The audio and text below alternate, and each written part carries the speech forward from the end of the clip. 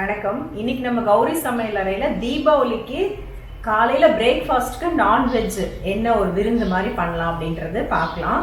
நான் ஏற்கனவே போட்டிருக்கேன் நான்வெஜ் விருந்து எல்லாமே. போன வருஷம் கூட தீபாவளிக்கு நான்வெஜ் போட்டதுனால அது ரிப்பீட் ஆகாம மாதிரி வேற மாதிரி ஒரு மெனு நான் செலக்ட் பண்ணியிருக்கேன்.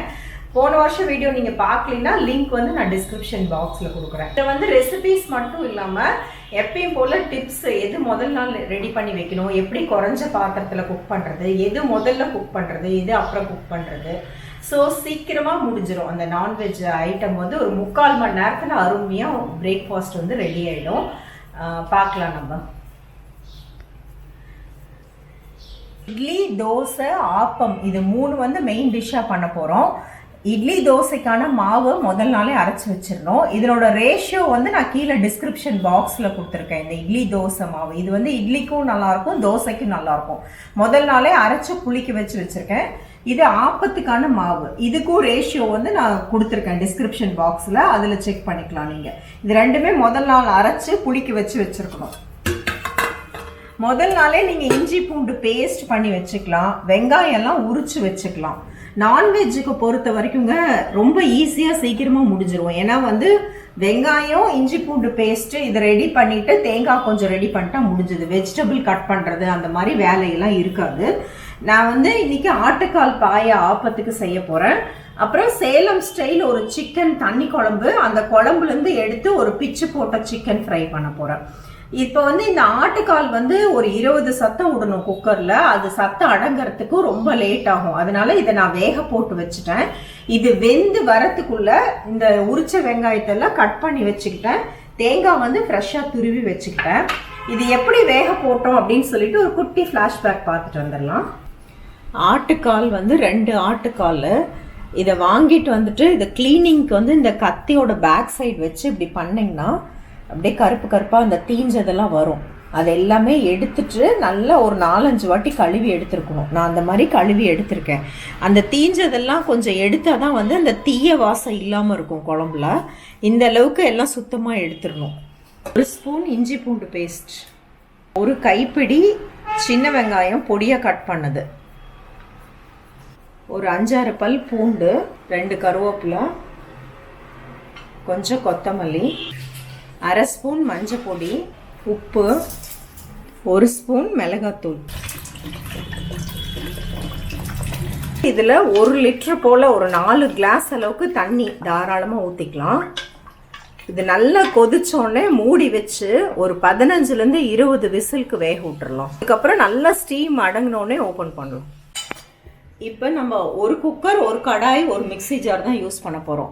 ஸோ இந்த குக்கரில் வந்து நம்ம ஆட்டுக்கால் ஆல்ரெடி வேக வச்சுட்டோம். இது கொஞ்சம் லேட் ஆகுங்கிறனால இதை நீங்கள் ஃபஸ்ட்டே போட்டு வச்சிடலாம். சில பேர் நைட்டே கூட ஆட்டுக்காலை வேக வச்சுருவாங்க.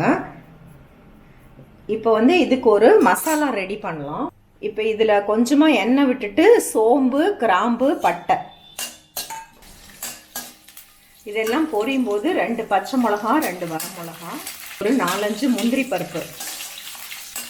இது வந்து திக்னஸ் கொடுக்கும் அந்த பாயாவுக்கு. அப்படி உங்களுக்கு முந்திரி பருப்பு இல்லைன்னா நீங்கள் பொட்டுக்கடலை கூட 1 ஸ்பூன் ஆட் பண்ணிக்கலாம், உடைச்ச கடலை.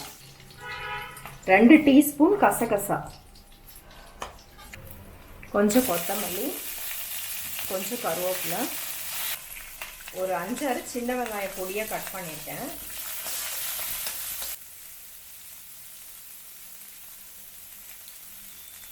ஒரு 2 கை அளவுக்கு தேங்காய். இதிலே வந்து 1 ஸ்பூன் மிளகாத்தூள், ஒரு 2 ஸ்பூன் தனியாத்தூள், கௌரி ஷாப்போட வறுத்த நாட்டு கொத்தமல்லி பொடி.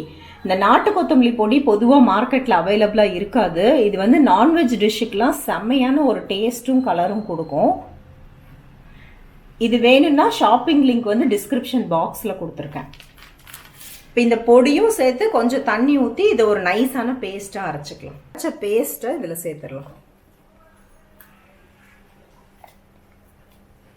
தண்ணி சேர்த்துக்கலாம். கலந்து பார்த்துட்டு தண்ணி நீங்கள் அட்ஜஸ்ட் பண்ணிக்கலாம்.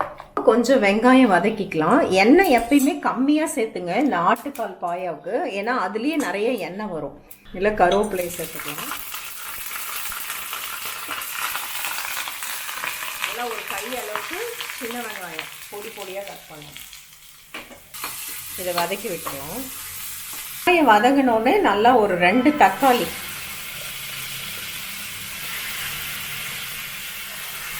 போட்டு அதையும் நல்லா பரட்டி விட்டுக்கலாம். இப்போ இந்த வதங்கின வெங்காயம் தக்காளியை இதில் சேர்த்துடலாம்.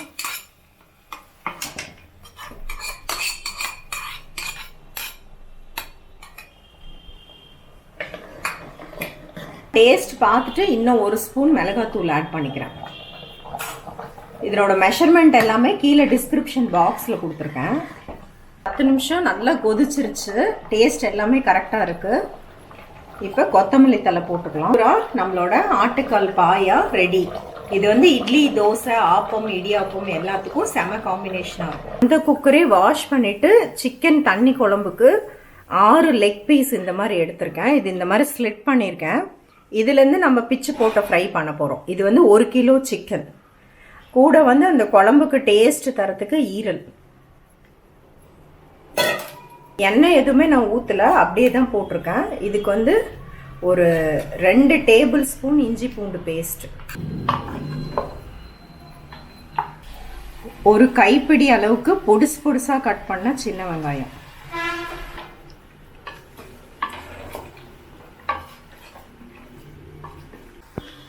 இப்போ ஹைலியே தான் ஒரு 2-3 நிமிஷம் இருந்துச்சு. இந்த மாதிரி கலர் மாறி வந்தோடனே துளியோண்டு மஞ்சள் பொடி, ஒரு 5லேருந்து 6 டீஸ்பூன் சிக்கன் குழம்பு தூள். இப்போ நம்ம யூஸ் பண்ணது கௌரி ஷாப்போட சேலம் ஸ்பெஷல் சிக்கன் மட்டன் குழம்பு தூள். இதில் மல்லி, வரமிளகா, சோம்பு, சீரகம், மிளகு, பட்டை, கிராம்புலாம் இருக்கிறதுனால இதுவே போட்டாவே போதும். இந்த சிக்கன் குழம்பு, மட்டன் குழம்பு எல்லாத்துக்குமே இது கரெக்டாக இருக்கும். டேஸ்ட்டு செம்மையாக இருக்கும். இதனோட ஆன்லைன் ஷாப்பிங் லிங்க் வந்து டிஸ்கிரிப்ஷன் பாக்ஸில் கொடுத்துருக்கேன். தேவையான அளவுக்கு உப்பு சேர்த்துக்கலாம்.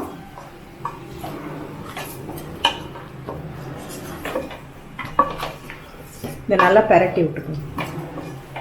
இந்த பொடி வதங்கினோடனே ஒரு மீடியம் சைஸில் 2 தக்காளி, பெருசாக இருந்தால் 1 தக்காளி போதும். அது ரொம்ப பொடியாக கட் பண்ணிவிட்டு சேர்த்துருக்கேன்.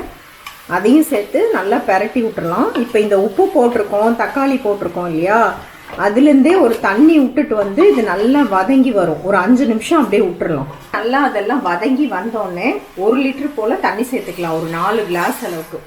இந்த மாதிரி கொதிச்சோடனே கொஞ்சோண்டு பச்சை கருவேப்பிலை, கொஞ்சம் கொத்தமல்லி, 2 பச்சை மிளகா பொடியாக கட் பண்ணது, இதை அப்படியே ஆட் பண்ணிவிட்டு இதை மூடி வச்சு ஒரே ஒரு விசிலுக்கு வேக விட்டுக்கலாம். இது பிராய்லர் சிக்கன் தான், அந்த அளவுக்கே நல்லா வெந்து போய் வந்துடும். சிக்கன் வந்து எப்பயுமே டக்குன்னு மூடாமல் நல்லா ஓப்பனாக கொதிக்க விட்டிங்கன்னா அந்த கவிச்ச வாடை இல்லாமல் இருக்கும் உங்களுக்கு. அது வேகிறதுக்குள்ளே நம்ம பாயாவுக்கு தேங்காய் அரைச்சோம்ல, அதே மிக்ஸி தான், கழுவ தேவையில்லை. இதில் ஒரு கை அளவுக்கு தேங்காய் போட்டுக்கலாம். ஒரே ஒரு ஸ்பூன் பொட்டுக்கல்ல, உடச்சக்கல்ல போட்டுக்கலாம். இது வந்து ஜாஸ்தியாக போட்டிங்கன்னா குழம்பு கெட்டியாகிடும். அதனால கம்மியாக போட்டிங்கன்னா அந்த தேங்காய் தனியாக குழம்பு தனியாக ஓடாமல் கொஞ்சம் குழம்பு சேர்ந்து கொடுத்து வரத்துக்கு ஹெல்ப் பண்ணும். இதை தண்ணி ஊற்றி பேஸ்ட்டாக அரைச்சிக்கலாம். சிக்கன் நல்லா வெந்து போச்சு. இப்போ இந்த லெக் பீஸை தனியாக எடுத்துக்கலாம். நம்ம பிச்சு போட்ட ஃப்ரை பண்ண போகிறோம். இந்த ஈரல் வந்து குழம்புலே இருக்கலாம். நீங்கள் ஈரல் ஃப்ரையாக ஒரு ஐட்டம் பண்ணுறீங்க, இப்போ தலை தீபாவளி மாப்பிள்ளைலாம் வராங்கன்னா ஈரல் கொஞ்சம் அதிகமாக போட்டு ஈரல் தனியாக எடுத்து நீங்கள் மிளகு போட்டு வறுத்துக்கலாம். ஒரு கரண்டியில் கொஞ்சமாக எண்ணெய் சேர்த்து கருவேப்பிலை, 2 வரமிளகா, ஒரு கை சின்ன வெங்காயத்தை வதக்கியிருக்கேன். அதை வந்து இதில் சேர்த்துக்கலாம். அந்த குழம்புல சிக்கன் மட்டன்லாம் அதுலேயே ஒரு எண்ணெய் தன்மை இருக்கும். அதனால குழம்புக்குலாம் எண்ணெய் ரொம்ப கம்மியாக சேர்த்தாவே போதும், அது ருசியாக இருக்கும். நீங்கள் ரெஸ்டாரண்ட்டில், ஹோட்டல்லலாம் சாப்பிடும்போது எண்ணெயை நிறையா ஊற்றிடுவாங்க. அது என்னைக்காவது ஒரு நாள் சாப்பிட்றதுக்கு ஓகே. பட் வீட்டில் செய்யும்போது இந்த மாதிரி செஞ்சிங்கன்னா ருசியாகவும் இருக்கும், சாப்பிட்டா ஹெவியாகவும் இருக்காது. இப்போ இந்த தேங்காய் போட்டுக்கல்ல அரைச்ச முடியா, இதை ஊற்றிடலாம். 1 டீஸ்பூன் அளவுக்கு சேலம் ஸ்பெஷல் கறி மசாலா,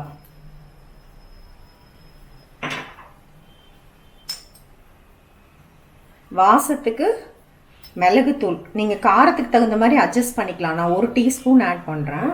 இப்போ நான் சேர்த்தது நம்ம கௌரி ஷாப்போட சேலம் ஸ்பெஷல் கறி மசாலா. சேலத்தில் ரொம்ப ஃபேமஸ். கசகசா, ஜாதிக்காய், பட்டை, கிராம்பு இந்த மாதிரி நிறைய போட்டிருக்கோம், ஒரு 15 ஐட்டம்.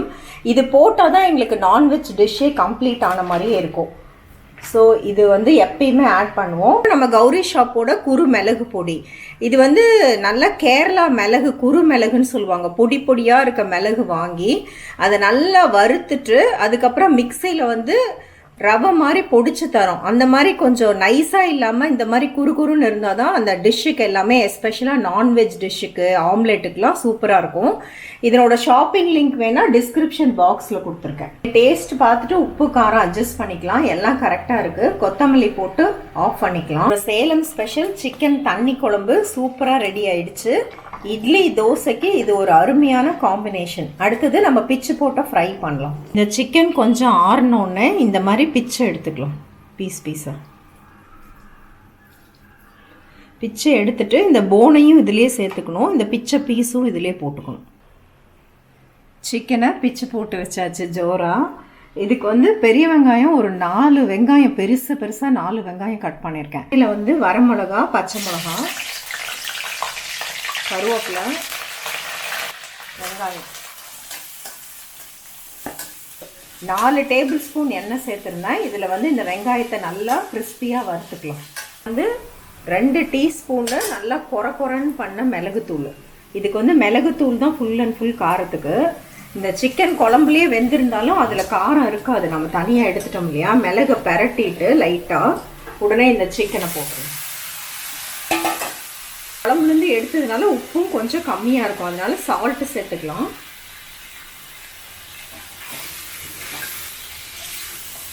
நல்லா இந்த மாதிரி டாஸ் பண்ணி விடுங்க. சிக்கன் தண்ணி குழம்பு, அந்த குழம்ப ஒரு 2-3 கரண்டி இதில் ஊற்றி விட்டுடலாம். சேலம் சைடு, ஸ்ட்ரீட் சைடு ஃபுட்லாம் இந்த சிக்கன் வந்து குழம்புலேருந்து எடுத்து வச்சுருப்பாங்க. நம்ம கேட்டோடனே ஒரு பீஸை போட்டு அந்த பரோட்டா போடுற தோசைக்கல்லையே வந்து இந்த குழம்பை போட்டு மிளகை போட்டு பரட்டி கொடுப்பாங்க. இந்த சேலத்தில் ரொம்ப ஃபேமஸ்ஸு சிக்கன் பிச்சு போட்ட ஃப்ரையு. அப்படியே ஸ்லோ பண்ணிவிட்டு ஒரு 2 நிமிஷம் விட்டுருங்க. நல்லா அந்த உப்பு காரம்லாம் உள்ளே பிடிச்சி வரும். ஜோரான சேலம் ஸ்டைல் பிச்சு போட்ட சிக்கன் ஃப்ரை ரெடி. இந்த மிளகெல்லாம் பாருங்கள் அப்படியே மேலாக ஒட்டிகிட்டு இருக்குது. அவ்வளோ நல்லாயிருக்கும் டேஸ்ட்டு. அந்த மிளகு வந்து அந்த மாதிரி கொரன்னு போடுறது தான் வந்து மெயின் டேஸ்ட்டு இதுக்கு. குழம்பெல்லாம் ரெடி ஆயிடுச்சு. இப்போ இட்லி, தோசை, ஆப்பம் ரெடி பண்ணுறதுக்கு 3 அடுப்புலையுமே வச்சுருக்கேன். இது கல் காயறதுக்குள்ளே இந்த மிக்சியை கழுவிட்டு இதில் 3/4 வாசிக்கு தேங்காய் போட்டிருக்கேன். இதை வந்து அரைச்சி தேங்காய் பால் எடுக்க போகிறோம். இது ஆப்பத்துக்கு நம்ம ஸ்வீட் எதுவும் பண்ணல இல்லையா, அதனால ஆப்பத்துக்கு வந்து தேங்காய் பாலோடு அது ஒரு ஸ்வீட் மாதிரி கொடுத்துடலாம். அதுக்கப்புறம் ஆப்பம் வந்து பாயாவோட சாப்பிட்லாம். இதை வந்து ஏலக்காய் நான் எதுவுமே போடலை, ஏன்னா இதில் இருக்க 3வது பாலை வந்து நம்ம ஆப்பத்தில் ஊற்ற போகிறோம். முதல் 2 பாலை வந்து தனியாக எடுத்துட்டு 3வது பால் தனியாக எடுத்துக்கலாம்.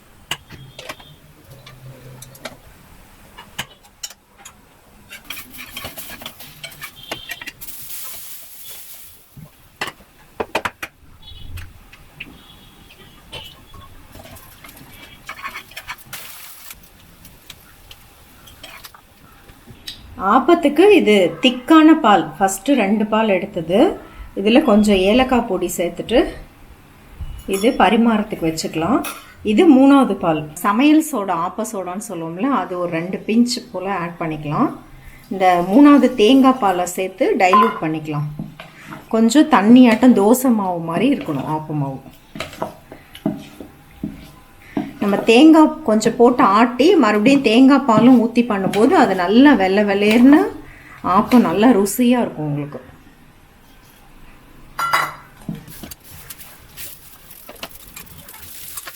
எல்லாமே சூப்பராக ரெடி ஆயிடுச்சு. இப்போ வந்து பரிமாறிடலாம். வெள்ளையாக இருக்க ஆப்பத்தை நம்ம இனிப்புக்காக வச்சுக்கலாம். இது மேலே சர்க்கரை போட்டுக்கலாம். நாட்டு சர்க்கரை எது வேணால் நீங்கள் போட்டுக்கலாம். தேங்காய் பாலில் சர்க்கரை போட்டு கலந்து வச்சா அது நீர்த்த மாதிரி போயிடுது, அதனால பரிமாறும் போது இந்த மாதிரி நீங்கள் போட்டுக்கலாம். அதில் தேங்காய் பால் சேர்த்துக்கலாம். இது ஒரு ஸ்வீட் மாதிரி ரொம்ப நல்லாயிருக்கும். சிக்கன் பிச்சு போட்ட ஃப்ரையை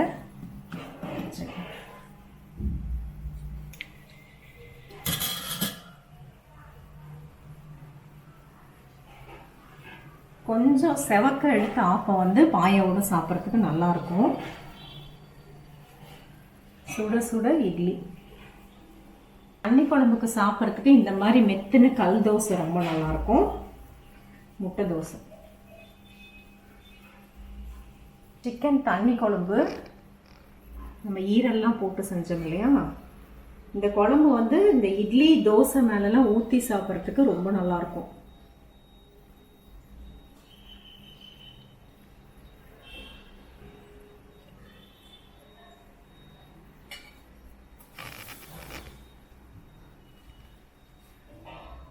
இது ஒரு ஐடியா தான். இதுல வந்து உங்களுக்கு தகுந்த மாதிரி நீங்க சேஞ்சஸ் பண்ணிக்கலாம். பொதுவாகவே நான்வெஜ்னா இட்லி தோசை அது வந்து ரொம்ப நல்லா இருக்கும். நீங்க ஆப்பத்துக்கு பதிலாக இடியாப்பம் பண்ணிக்கலாம். அதுவும் வந்து ஆட்டுக்கால் பாயாவுக்கு தேங்காய் பாலுக்கு செட் ஆகும். நீங்க பூரி மாதிரி பண்ணீங்கன்னா கொத்துக்கறி நீங்க பண்ணிக்கலாம். பாயாவுக்கு பதிலாக கொத்துக்கறி பண்ணிக்கலாம். போன வருஷம் அது நான் போட்டிருக்கேன். அந்த வீடியோவில் வந்து இட்லி தோசை பூரி கொத்துக்கறி அந்த மாதிரி நான் போட்டிருக்கேன். ஸோ அதனால இந்த வருஷம் இப்படி மாற்றி போட்டேன். இதில் உங்கள் அளவுக்கு தகுந்த மாதிரி உங்கள் டேஸ்ட்டுக்கு தகுந்த மாதிரி நீங்கள் கொஞ்சம் கொஞ்சம் வேரி பண்ணிக்கலாம். இது வந்து ஜஸ்ட் ஒரு ஐடியா தான். பார்த்தீங்களா, பிளான் பண்ணி பண்ணதுனால நம்ம குறைஞ்ச பாத்திரத்தில் பண்ணோம். எல்லாமே க்ளீன் ஆயிடுச்சு. கிச்சன் எல்லாமே க்ளீன் ஆயிடுச்சு. நம்ம ஒரு குக்கர் ஒரு கடாய் வச்சுட்டு ஒரு 3/4 மணி நேரம் தான் ஆச்சு இது ரெடி பண்ணுறதுக்கு. அதாவது ஆட்டுக்கால் வேக வச்சு சத்தம் அடங்கினதுக்கு அப்புறம் ஒரு 3/4 மணி நேரம் தான் ஆச்சு. அருமையான அசைவ காலை விருந்து சூப்பராக ரெடி ஆயிடுச்சு. நம்மளுக்கும் வேலை எல்லாமே மிச்சமாக இருக்கும். நாமளும் பாத்திரம்லாம் சீக்கிரமாக க்ளீன் பண்ணிட்டு பசங்களோட தீபாவளியை என்ஜாய் பண்ணலாம். நீங்களும் இதே மாதிரி ட்ரை பண்ணி பாருங்க. எப்படி இருக்குன்னு உங்கள் ஃபீட்பேக்ஸ் கமெண்ட்ஸ் என் கூட ஷேர் பண்ணிக்கோங்க. மத்தியானத்துக்கு லஞ்சுக்கு வந்து நான்வெஜ் நிறைய பேர் கேட்டிருக்கீங்க. அடுத்து வர வீடியோவில் நான் அதுவும் ஷேர் பண்ணுறேன். நன்றி, வணக்கம்.